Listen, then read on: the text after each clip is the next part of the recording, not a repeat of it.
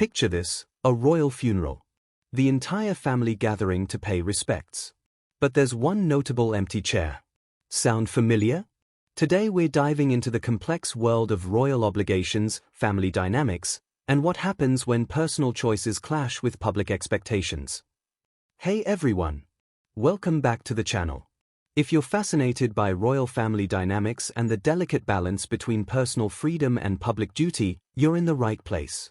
Today we're examining a recent royal funeral that had everyone asking, where do you draw the line between family obligation and personal choice?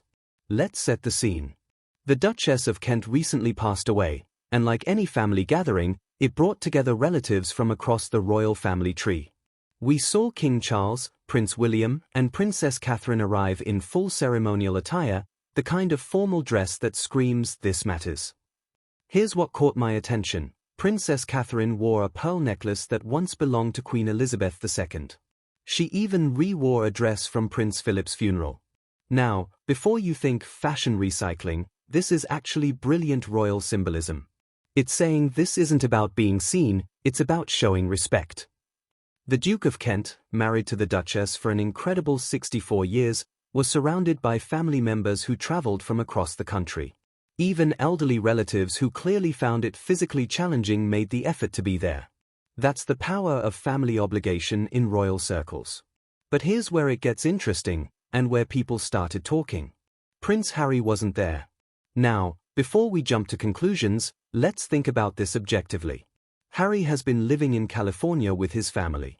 International travel for every royal event isn't exactly practical, especially when you're trying to establish a new life outside the institution.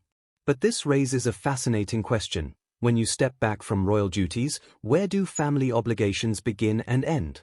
Some might argue that personal relationships trump institutional expectations.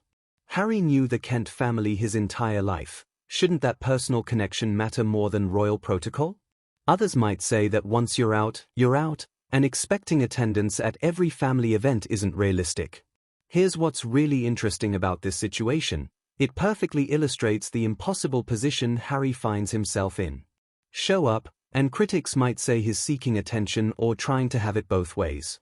Don't show up, and people question his loyalty to family. Think about your own family dynamics for a second. We all have those relatives where showing up feels complicated.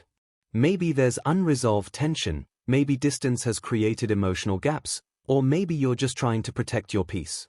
Now imagine those family dynamics playing out under global scrutiny. The truth is, royal families are still families. They deal with the same messy emotions, hurt feelings, and complicated relationships that we all do. The only difference? Their family drama makes international headlines. This situation reveals something deeper about modern royalty. The traditional model assumed everyone would always prioritize duty over personal choice. But what happens when family members choose different paths?